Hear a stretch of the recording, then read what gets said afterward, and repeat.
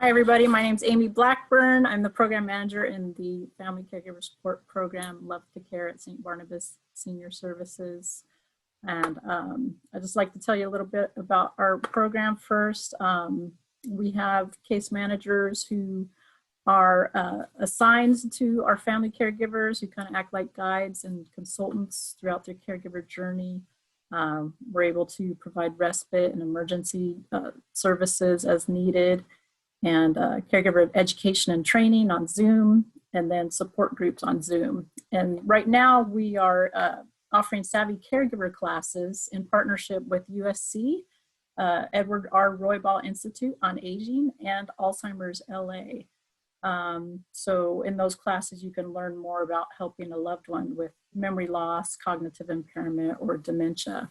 And I'd like to introduce Makeba. She actually participated in these classes in this research study. So if you'd like to go ahead and give a brief summary about yourself. Hi everyone, my name is Makeba Pease. I am currently the caregiver for my mother, who's 86. She was diagnosed with dementia back in 2012.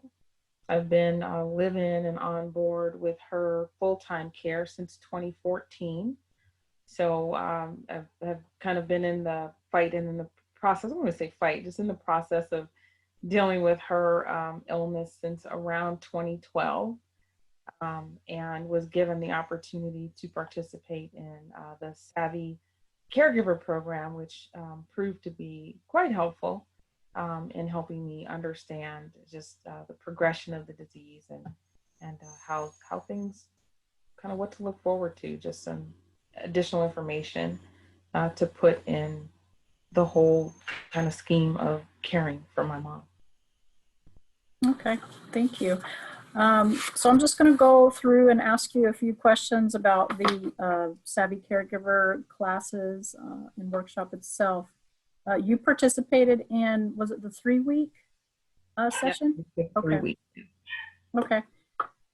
So the research study they're actually doing is comparing the outcomes, because the class is normally 6 weeks.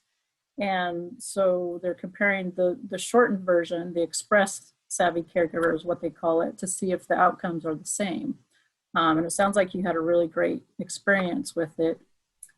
So first question, how did the Savvy Caregiver workshop help you with your caregiving?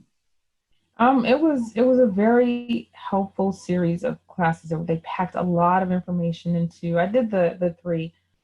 Initially, they give you a kind of a survey to get an idea of where you are, kind of mentally, what your experience is. It's kind of a brief interview, and at that point, you're kind of randomly determined whether or not they think you benefit from the 3 or the 6. So with what I answered, I came up with the 3 series, and that's the series that I took.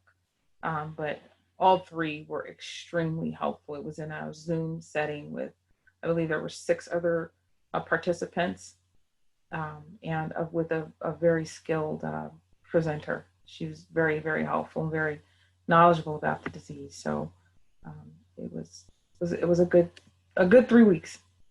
Okay, good. Yeah, one of the first topics they start with is assess and plan and evaluate. And I kind of went through the manual, and I like the structure of the class that they presented. And they do give you a lot of information, but it's a lot of helpful information, I'm sure. How did the workshop help you as a caregiver and your attitude towards caregiving? I think that was probably the best part. Again, there were other participants in the group that the people that they were caring for had not progressed. My mom is actually at the end stage of the disease, but it kind of refocused my kind of mindset. Every now and then you do have to kind of reset yourself when you're caring for somebody all in like that. And it was an excellent tool to help me just reset my mind and my attitude, and to understand that it is all the things that you go through in caring for someone. It's just the natural progression of the disease. And it's not, it just really kind of helped me reset.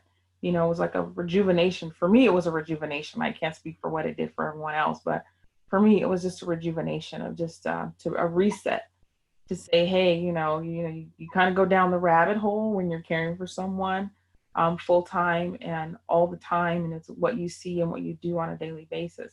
So it was really good to have me pull back and do a reset and say, hey, it would take a different perspective, same perspective but a different view, and I really enjoyed that part. Okay, good.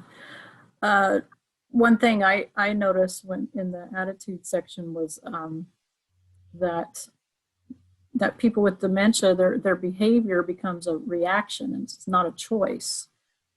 So that can be something that that you do kind of have to reset yourself and adjust your attitude in those situations. So Yeah, and what the classes helped me kind of realize, it was kind of hindsight for me, but just again, not that being on that island, where you're kind of on an island, you feel like you're on an island when you're caring for someone.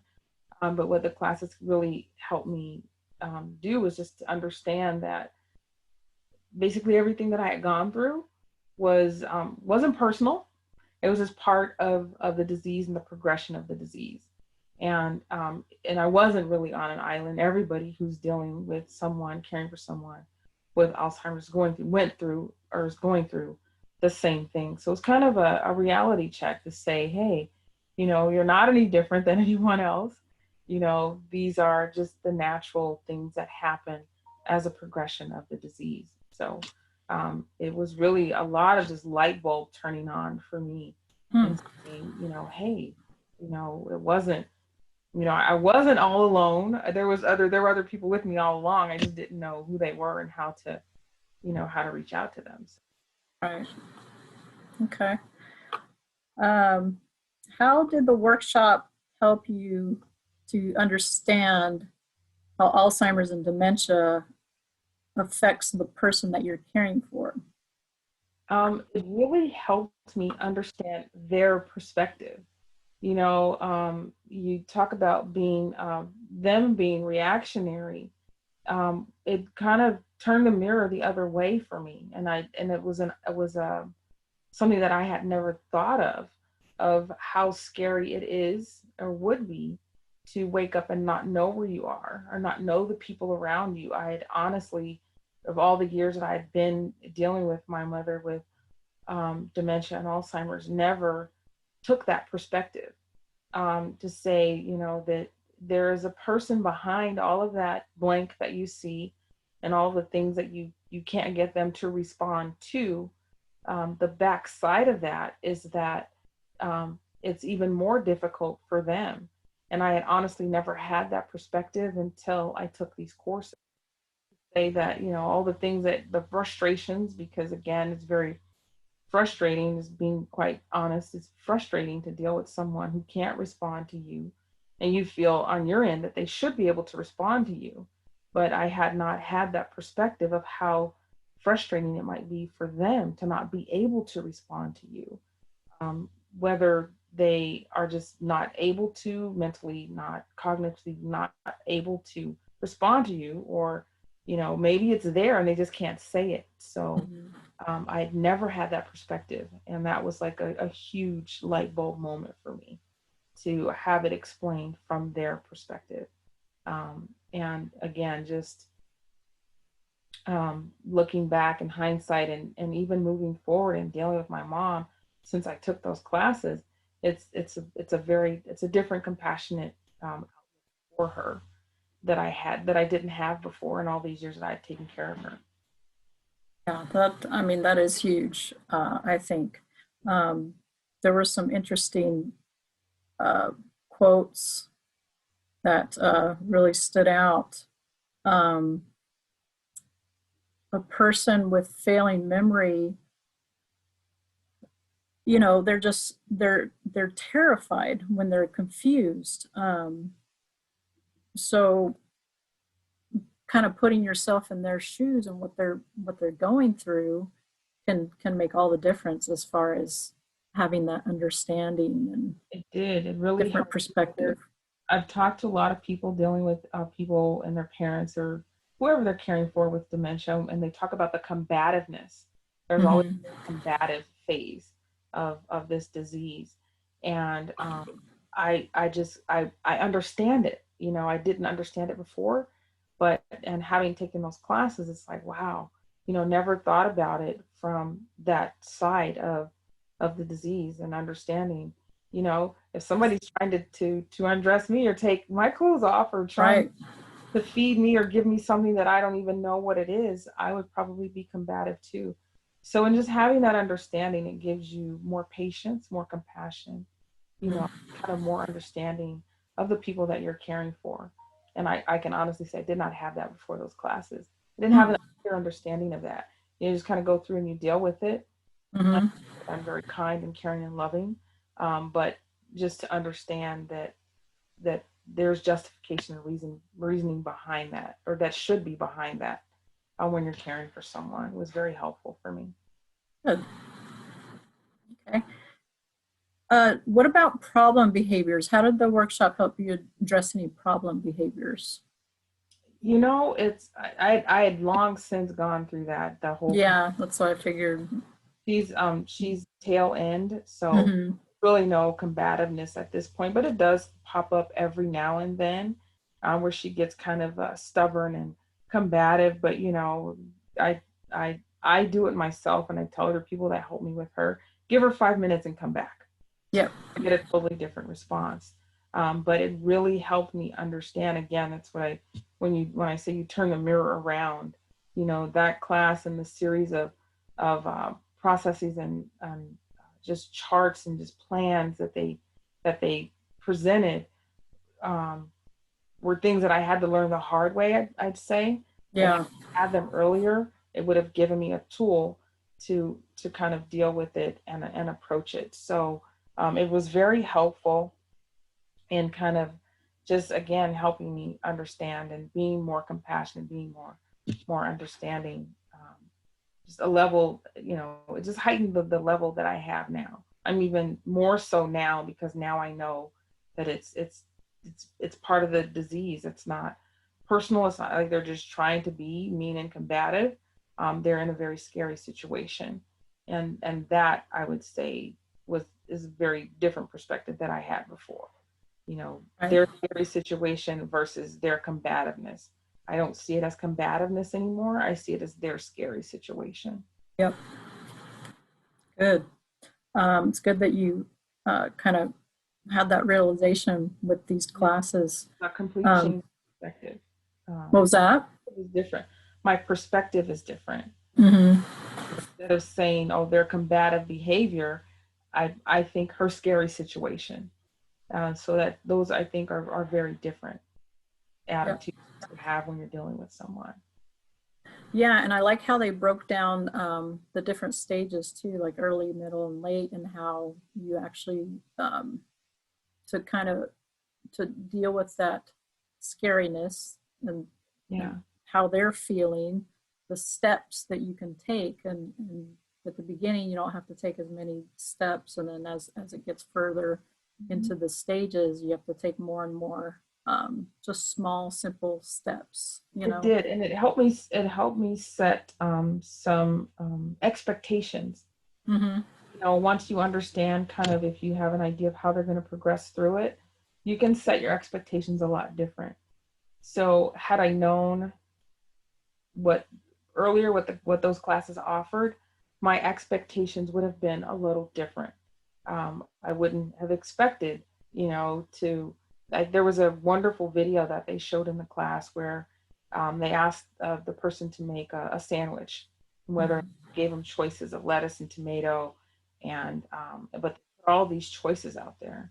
So it was very difficult. They showed it at different stages, like early, middle, and end stage. Hmm. Uh, you know, just cognitively what they were and were not able to do. So again, it would have helped set different expectations when you're asking for help. You wouldn't put the whole lineup of, you know, Right. butter and uh, what was it, turkey and ham, and asking them to make a turkey sandwich. You wouldn't give them the whole peanut butter, and you just give them what the things that they needed. So it really helped a perspective of setting expectations. Again, to not scare them, which is beneficial for them, but to not set yourself up for a frustrating situation either, of asking, well, why can't you just make this? It's a simple sandwich. Sounds very simple to you, but very daunting for them. So again, just perspectives and setting kind of goals and realistic expectations from on their cognitive stage of where they are. It was very, very helpful to help understand that and to go back and say, hey, you maybe you're asking too much, or maybe you are asking too much. So it was very, very helpful in that. Good. I'm glad you brought up the part about the videos, because since these classes are online, they do require that you have the ability to watch the videos and the presentation that they have and everything. For me, I haven't been through the classes. I just read through the manual, and just reading through the manual, I mean, I thought it was some amazing information. So I bet the videos and the actual presentation, seeing them visually, was a little more impactful. Very, very, very helpful. I mean, that they really kind of help you set a plan. Like literally, you could really set a plan. There's so much, because you take on so much, Mm-hmm. and then you deal with all of the outside people that are also involved in the other people's lives. So it really kind of help you set a plan, or or again, when you're getting feedback and input from other people, you kind of know where to put it. And it was a very helpful. They gave a very there were like four different types of worksheets that you could actually use as tools for not just yourself, but for other people that are coming in and caring for them and other family members. So you kind of were able to compartmentalize where to put feedback and comments and suggestions, and help you kind of categorize all the things that come in at you when you're caring for someone. It was very, very helpful. Lots of helpful information and tools that they provide. Okay. What did you enjoy most about the workshop? Oh, I think just seeing where other people, and it was like although it wasn't a support group, we were able to see each other and share with each other experiences and say, hey, this is how this worked for me, and just listening how again, dementia is so diverse for every person is at a different phase. It's the same disease, but everybody is at a different phase at a different time. And like for me, I was kind of dealing with someone with end stage, and there was someone in early stage and someone in middle stage. So you were able to get the information that was given to you in a presentation, and when it was time to discuss, you heard all perspectives and then different solutions. So it was really, really kind of, I'm trying to find the right word. It was enjoyable to see the practicality of what they were presenting, that there was a practical purpose for everything that all of the worksheets that you were given, because it's a lot of information to get. Yeah. But when you're getting feedback from all different phases of the disease, it was helpful to kind of see how it all melded together and came together, as constructive, useful information. So that's what I enjoyed about it, that, I had people that had experienced what I had already experienced, and people that were dealing with where I am at the end stage of dealing with someone at the end stage. But again, just kind of getting input from all different facets of the disease. There were men, women, brothers, sisters, wives. So I was in a really good, diverse group of people, and I enjoyed just listening to some of the solutions that they were giving me. This works for me. I was able to tell people, what it worked for me. So it was a sharing of information, of really practical information, because these are people that are on the front line, so to speak. Right. It was very, very, it wasn't just a moderator giving you information. It was somebody saying, yeah, this is actually very useful. And this is what I do. And this is how I applied it. We take the information, we come back the next week and this, talk about what we came up with in a game plan. So it was very useful for that. Good. Yeah, that's an important point to make, is the practicality of something like this. Sometimes when people give presentations or educational type things, it comes back to the, okay, so what? Why are you telling me this? What am I going to get out of this? How can I, put this into my life so that when I'm learning, I can actually use it. So it's good that Yeah. you Practicality really yeah. kind of came out again because of the diversity of the group, and it wasn't just meaningless information. I guess that's Right. what I would like to let people know. It wasn't just meaningless information that they gave. It was very helpful information and useful tools that you could actually use. A lot of useful information. Good. Like I said, I had to figure a lot of it out on my own, and had I had that those tools or access to that type of information, even as a reference, it would have been a much easier journey. Good to know. All right. Last question here. What would you say to other caregivers who might not think the workshop will be helpful to them? Like, how could you motivate them to take this class? Oh, you just muted yourself. I would almost, did I mute myself? Yeah, just for a second. I'm sorry. That's I would okay. almost guarantee that you would find something useful in this series of classes. I can only imagine, and I'm seriously considering taking I think they offer a 6 and a 12-week course, of taking the 12-week course just for background information to I want to say reset my sanity. Right. The information was so useful, just as a set of tools. You deal with a lot of things when you care for someone else, because you fully have to take on their entire life. That's all of their bills, their medical care, figuring out what they have to eat. It's a lot to coordinate. So any tool that you can get to help you do that, I would encourage people to take it. That was one thing of just organizing their information, but just understanding the disease and the progression of the disease.